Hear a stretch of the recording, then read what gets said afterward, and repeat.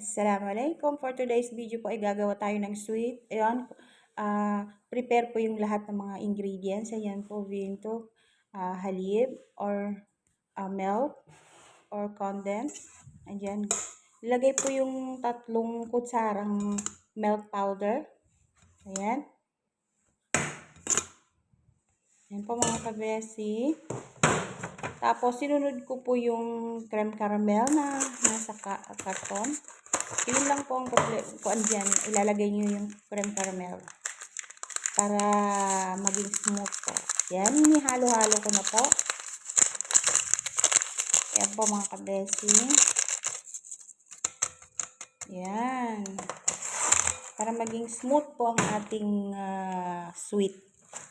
So, kailangan pala ito ng aking alaga. Dadalhin niya tayo sa mga bisita niya. So, nilagyan ko siya ng cream gista. Ayan, yan lang pong bilihin nyo. Pero talagang napakasarap nito. Ayan po. Ayan mga kabesi. So sweet. So actually, nung isang araw ko pa ito tapos, so nalimutan ko lang i-edit.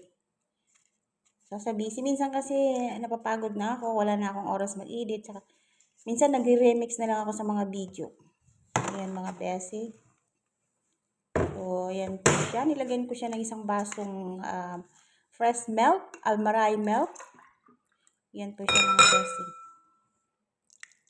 Ayan. So, i-mix po natin siya. Ayan. I-mix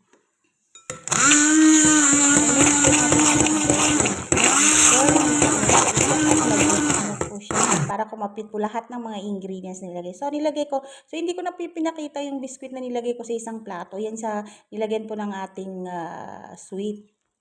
So, nilagay ko na po yung ingredients na ni-mix ko. Yan po. Ayan. So, actually, nilagyan ko siya ng gista, milk, condensed, saka yan. So, isang layer naman po. Nilagay ko rin ng gista or powder milk. So, matapos yan, i-blend po natin yan siya. So, yan po siya mga kabesi. So, another ingredients, ganun din po ang proseso.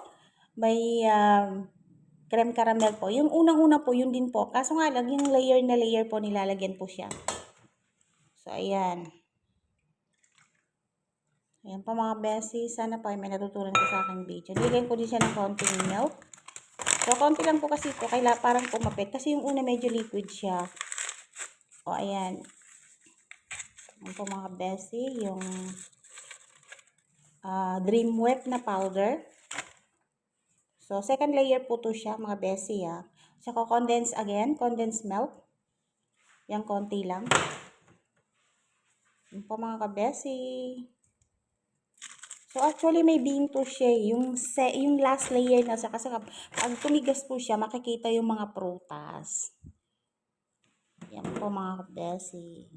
Make sure na mix nyo at talagang kumapit. Gaya ng mga jowa ninyo. Talagang kakapit sa inyo pag natikman ang sweet na to. Char! Ayan pa mga besi. Nilagyan ko rin siya ng kiri cheese. Para mas malinamnam at masarap.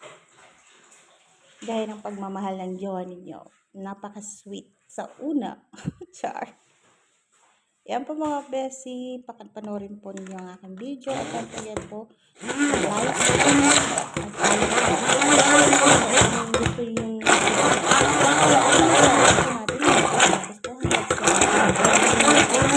mga ingredients. So, gaya po ng sinabi ko, yung second layer po, ilalagay po natin sa taas at saka yung isa. So, gumawa rin po tayo tapos nilagyan po natin ng binto. Yung binto na pampakulay para medyo may kulay po siya, parang pula pero hindi siya makuha kasi medyo makuha yung binto eh. Yan, nilagyan ko po siya ng konti. Yan. So, mga kabesi, i-mix po natin ito.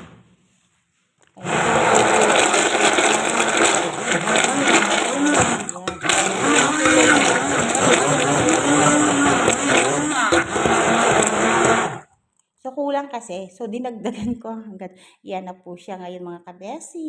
Thank you so much po sa lahat ng nag-watch. And don't forget to follow me.